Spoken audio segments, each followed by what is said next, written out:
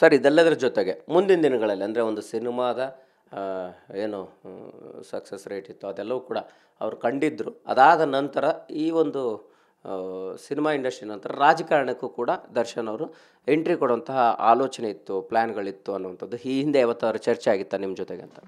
So ಅವ್ರ ಮನಸ್ಸಲ್ಲಿ ಏನಿತ್ತು ಅಂದರೆ ಅವ್ರು ಲೈಫ್ ಲಾಂಗ್ ನಾನು ಹೀರೋ ಅಂದ್ಕೊಂಡು ಯಾವತ್ತೂ ಅಂದ್ಕೊಂಡಿಲ್ಲ. ನನಗೆ ಯಾವತ್ತು ಜನ ನನಗೆ ರಿಜೆಕ್ಟ್ ಮಾಡ್ತಾರೆ ನಾನು ಅವತ್ತು ಸ್ಟಾಪ್ ಮಾಡ್ಬಿಡ್ತೀನಿ ಸಿನಿಮಾ ಮಾಡೋದನ್ನ. ಅಲ್ಲಿ ತನಕ ನಾನು ಸಿನಿಮಾ ಮಾಡ್ತೀನಿ ಅಂತ ರಾಜಕೀಯ ಸಂದರ್ಭ ಬಂದಾಗ ರಾಜಕೀಯ ಹೋಗೋಕ್ಕೂ ರೆಡಿ ಇದ್ರು ಸರ್. ಸದ್ಯಕ್ಕೆ ಈಗಿನ ಸಿಚುವೇಷನಲ್ಲಿ ಅವ್ರಿಗಿರೋ ಕಮಿಟ್ಮೆಂಟಲ್ಲಿ ಇನ್ನೊಂದು 10 ವರ್ಷ ಸಾಧ್ಯತೆ ಇರಲಿಲ್ಲ, ಆಮೇಲೆ ಹೋಗೋ ಚಾನ್ಸಸ್ ಇತ್ತು ಸರ್. ಅಂದರೆ ಯಾವ ಥರ ಈಗ ಸಾಕಷ್ಟು ಸಂದರ್ಭದಲ್ಲಿ ಅವರು ರಾಜಕೀಯ ಪ್ರಚಾರಕ್ಕೆ ಹೋಗ್ತಾ ಇದ್ರು ಸರ್, ಬಟ್ ನಿಮ್ಮ ಹತ್ರ ಈ ಹಿಂದೆ ಕೂಡ ಅವ್ರಿಗೆ ಯಾವ ಥರ ಆಫರ್ ಬಂದಿತ್ತಾ MLA ಎಲೆಕ್ಷನ್ ನಿಲ್ಲುವಂಥದ್ದು ಆ ಥರದ್ದು, ಅಥವಾ ಇಲ್ಲ ಈಗ ಯಾವುದೂ ಇಲ್ಲ ನಂತರ ದಿನಗಳಲ್ಲೇ ಪ್ಲ್ಯಾನ್ ಮಾಡಬೇಕು ಅನ್ನೋಂಥದ್ದಿತ್ತ ಹೆಂಗೆ ಅಂತ? ಸರ್ ಆಫರ್ ಬಂತಿಲ್ಲ ಅಂತೆಲ್ಲ ಅವ್ರಿಗೆ ಸದ್ಯಕ್ಕೆ ಬೇಡ, ನನಗೆ ಸಿನಿಮಾಲಿದ್ದೀನಿ, ನಾವು ಸಿನಿಮಾದಲ್ಲೇ ಇರ್ತೀವಿ, ನಾವು ಅಂಥ ಸಂದರ್ಭ ಬಂದಾಗ ಮಾತಾಡೋಣ ಅಂತ ಹೇಳಿದರು. ಓಕೆ, ಇದೆಲ್ಲದರ ಜೊತೆಗೆ ಸರ್ ಅವರ ಭವಿಷ್ಯದ ವಿಚಾರವಾಗಿ, ಅವರ ಜ್ಯೋತಿಷ್ಯದ ವಿಚಾರವಾಗಿ, ಅವ್ರ ಕೆಟ್ಟಗಳಿಗೆ ಇದ್ದಂತಹ ದಿನಗಳ ಬಗ್ಗೆ ಸಾಕಷ್ಟು ಚರ್ಚೆ ಆಗ್ತಿದೆ.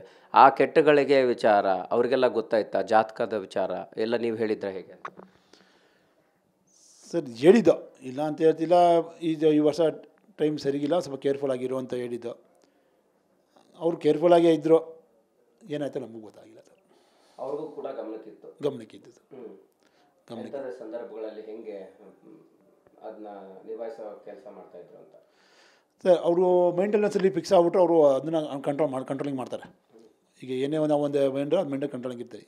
ಇದು ಏನು ಆಗಬಾರ್ದಾಗಿತ್ತು ಆಗಿದೆ, ಏನು ವಿಧಿ ಯಾರಿಗೂ ಬಿಟ್ಟಿದ್ದಲ್ಲ, ಗ್ರಾಚಾರ ಯಾರಿಗೂ ಬಿಟ್ಟಿದ್ದಲ್ವಲ್ಲ, ಇದನ್ನೇ ಎಚ್ಚರಿಸ್ಕೋಬೇಕು ಅಷ್ಟೇ ನಾವುಗಳು ಅಷ್ಟೇ ಸರ್. ಇದೆಲ್ಲದರ ಜೊತೆಗೆ ಪವಿತ್ರ ಅವರ ಒಂದು ಅಂದರೆ ಅವರ ಒತ್ತಡದಿಂದ ಇಂತಹದ್ದೊಂದು ಘಟನೆ ಆಯಿತು, ಅವರ ಅಭಿಪ್ರಾಯಕ್ಕೆ ತಕ್ಕಂತೆ ದರ್ಶನ್ ಅವರು ಸ್ಪಂದಿಸೋಕೆ ಶುರು ಮಾಡಿದ್ದಕ್ಕೆ ಇಂಥದ್ದೊಂದು ಘಟನೆ ಆಯಿತು ಅಂತ ಅನ್ನಿಸ್ತಾ ಇಲ್ವಾ ಹೆಂಗೆ ಅಂತ?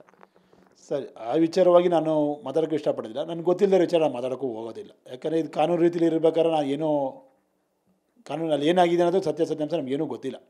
ಗೊತ್ತಿರೋದು ಅಲ್ಲಿ ಇರೋರಿಗೆ ಮಾತ್ರ, ಡಿಪಾರ್ಟ್ಮೆಂಟ್ ಅವ್ರಿಗೆ ಮಾತ್ರ. ಅದರಿಂದ ನಮ್ಗೆ ಗೊತ್ತಿದೆ, ನಾವು ಏನೇನೋ ಮಾತಾಡಿದ್ರೆ ತಪ್ಪಾಗ್ತದೆ. ಈ ವರ್ಷದ ಎಲ್ಲ ಪ್ಲ್ಯಾನ್ಗಳು ಕೂಡ ಈಗ ಚೇಂಜ್ ಆಯಿತು ಸರ್. ಏನು ಪ್ಲ್ಯಾನ್ಗಳಿತ್ತು ಸರ್ ಈ ವರ್ಷ? ಇತ್ತೀಚೆಗೆ ನಿಮ್ಮ ಜೊತೆ ಮಾತಾಡುವಾಗ ಎಲ್ಲವೂ ಹಂಚ್ಕೊಂಡಿದ್ದು ಏನೇನು ಪ್ಲ್ಯಾನ್ಸ್ ಇತ್ತು, ಈ ದಿನಗಳಲ್ಲಿ ಮಾಡುವಂಥದ್ದಿತ್ತು, ಜರ್ನಿಗಳಾಗಿರ್ಬೋದು, ಅವರ ಒಂದು ಟೂರ್ ಪ್ಲ್ಯಾನ್ ಆಗಿರ್ಬೋದು, ಹೆಂಗಿತ್ತು ಅಂತ? ಅವ್ರದ್ದು ಒಂದು ಕನಸಿತ್ತು, ಮಾದೇಶ್ವರನ ಬೆಟ್ಟಕ್ಕೆ ಎತ್ತಿನ ಗಾಡೀಲಿ ಹೋಗ್ಬೇಕು ಅಂತ ಮಾತುಕತೆ ಆಗಿತ್ತು. ಇವತ್ತು ತಿಂದಿಲ್ಲ, ಮಾದೇಶ್ವರನ ಬೆಟ್ಟಕ್ಕೆ ನಮ್ಮ ತೋಟದಿಂದ ಎತ್ತಿನ ಗಾಡಿ ಬಂಡೀಲಿ ಜರ್ನಿ ಮಾಡೋಣ ಅಂತ ಒಂದು ಪ್ಲ್ಯಾನಿಂಗ್ ನಡೀತಾ ಇತ್ತು. ಹೋದ ಮಂತಲ್ಲಿ ಅಂದರೆ ಜೂನಲ್ಲಿ ಹೋಗೋದಂತ ಮಾತುಕತೆ ಇತ್ತು.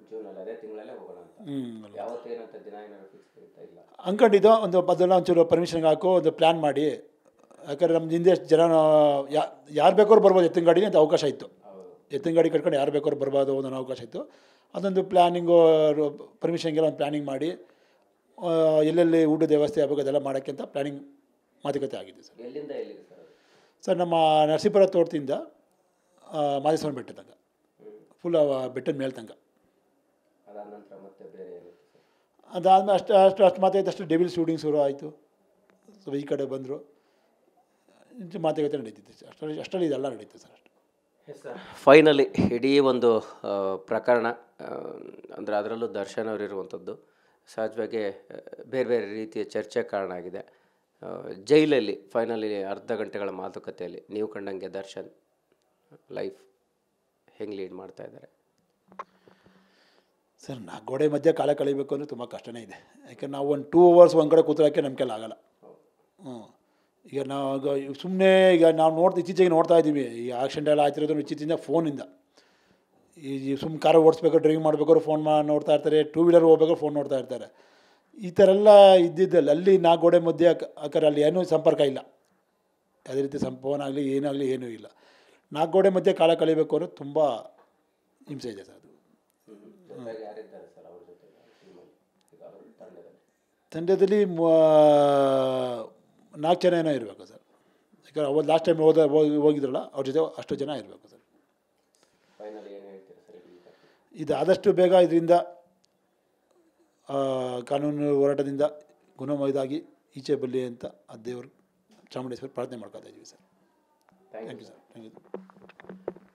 ಇದಿಷ್ಟು ದರ್ಶನ್ ಅವರ ಆಪ್ತ ಬಳಗದಲ್ಲೊಬ್ಬರು ಆಪ್ತ ಸ್ನೇಹಿತರು ಬರೋಬ್ಬರಿ 25 ವರ್ಷಗಳಿಂದ ಅವ್ರ ಜರ್ನಿ ನೋಡಿರೋಂಥವ್ರು ಶಿವಕುಮಾರ್ ಅವರ ಮಾತಾಗಿರ್ತಕ್ಕಂಥದ್ದು. ಇತ್ತೀಚೆಗಷ್ಟೇ ಅವ್ರು ಜೈಲಿಗೂ ಕೂಡ ಹೋಗಿದ್ದರು, ಭೇಟಿ ಮಾಡಿ ಬಂದಿದ್ದರು. ಅದೆಲ್ಲವನ್ನೂ ಕೂಡ TV9 ಜೊತೆ ಮಾತನಾಡಿರ್ತಕ್ಕಂಥದ್ದು. ಕ್ಯಾಮ್ರಾ ಪರ್ಸನ್ ಸುಶೀಲ್ ಕುಮಾರ್ ಜೊತೆ ಮಾಲ್ತೇಶ್ ಜಗ್ಗಿನ್, TV9 ಬೆಂಗಳೂರು.